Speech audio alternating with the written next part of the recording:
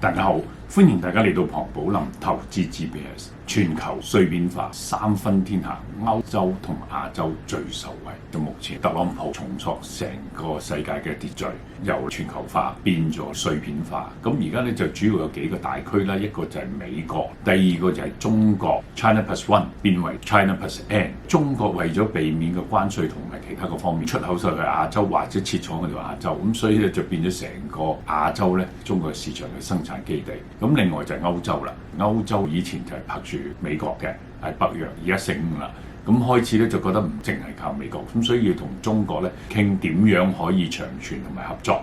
咁另外咧，美國最近成立咗關鍵庫存，就係美國政府投資咗126億元，咁同埋咧有30個國家已經有人參加咧，一齊建立礦產嘅庫存，其中就稀土又一樣啦。最近嘅日本咧就已經喺深海裏邊攞啲稀土而試驗嚟做啦。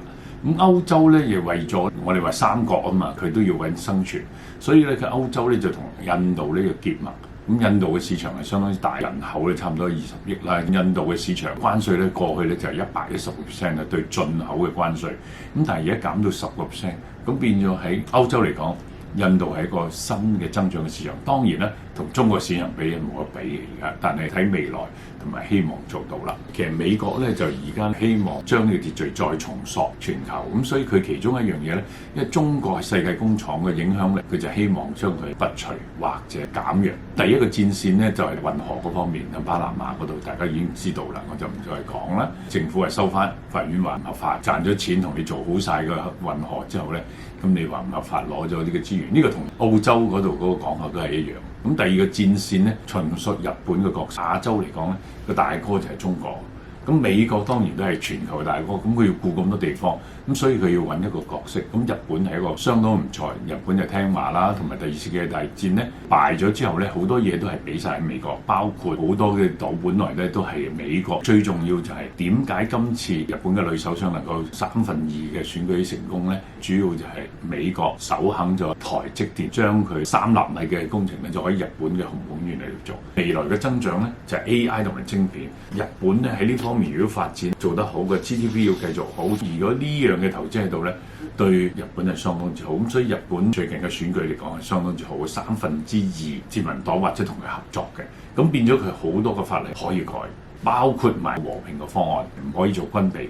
咁但係當然啦，2/3咧就可以否決好多方案，同埋咧希望推出呢個方案，將來美國咧可以建軍啊，其他各方面。咁呢個咧亦影響到亞洲嘅和平，但係短期咧就幫到日本嘅經濟同埋信心。咁我哋覺得咧，美國咧就全面拔除咗中國嘅影響力啦，加設仲有啲乜嘢咧？就係礦產啦、資源戰、科技戰啦、軍事戰啦、核武啦，同埋疫情嘅指控啦。咁最近就話講2020年咧，中國咧有做核戰又冇通知，咁但係呢個咧就我諗都係嗌嘅啫。咁仲有咧就係最近喺美國嘅政經界傳得好犀利嘅咧，就係愛潑斯坦呢啲嘅信件，好多洩漏放翻出嚟啦，有好多嘅嘢引起好多嘅爭論。咁呢個係令到而家高層包括克林頓嘅夫婦，本來咧就話唔應訊，而家都會應訊，咁結果係點呢？所以我哋覺得咧呢個咧就唔止係中美戰爭，更加係全球嘅秩序之爭。咁所以究竟特朗普贏唔贏到呢個中期選舉係佢重要嘅。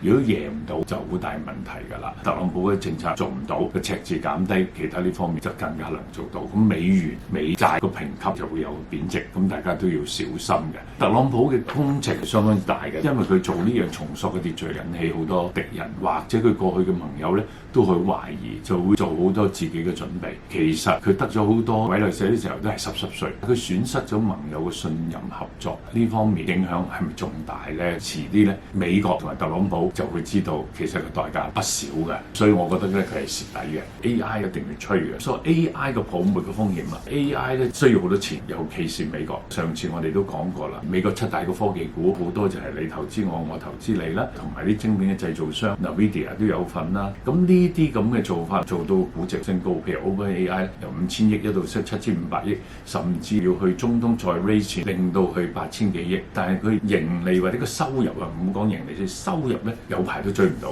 好大問題啦。出現咗一個問題就係原來美國有叫做高槓桿嘅證券或者債券嘅高槓桿嘅證券同埋債券嘅市場咧。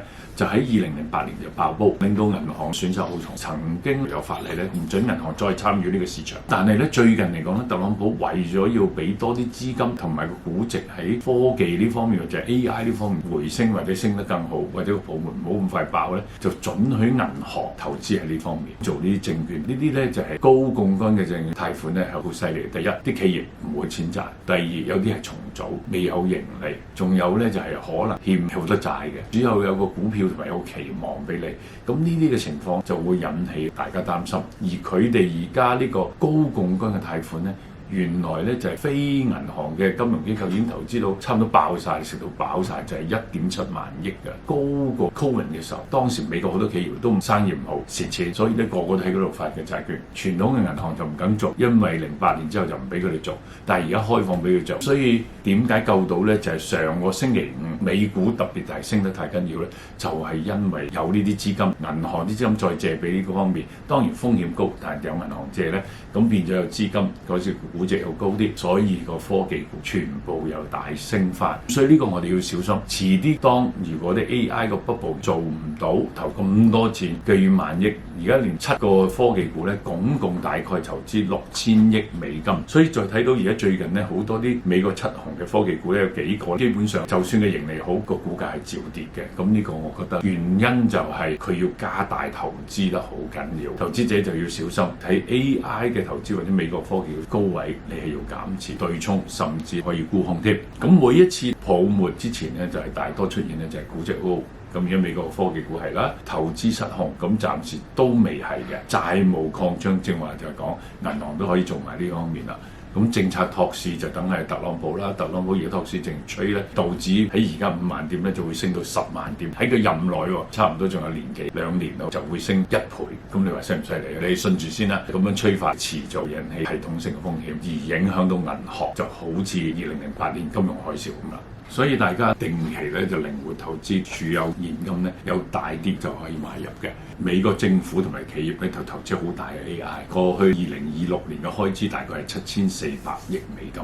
咁投資咁多錢，能唔能夠收回咧就好大問題啦。因為佢終於加大咗算力，能唔能幫到啲下邊嗰啲企業不同嘅行業嘅盈利咧係增加或者增加佢嘅效率咧？所以最賺錢咧，大家睇翻嗰個循環圖咧，最賺錢咧反而晶片公司，因為晶片公司咧投資咗落呢度，你就要算力開 data center， 然後咧就買翻個晶片，結果佢就收錢仲多啲，因為多人搶咧，佢賣得仲貴。所以我覺得喺 AI 嘅除咗 AI 應用、AI agent、AI physical 之外咧，最賺錢就係晶片，所以大家應該揀呢啲股票嚟投資嘅。咁另外咧，中港股市嚟嘅馬斯克咧，因為佢要做太陽能，要做好多衛星，佢話要做100萬個衛星，佢話需要幾多太陽能自己吸收太陽能自己營運咧。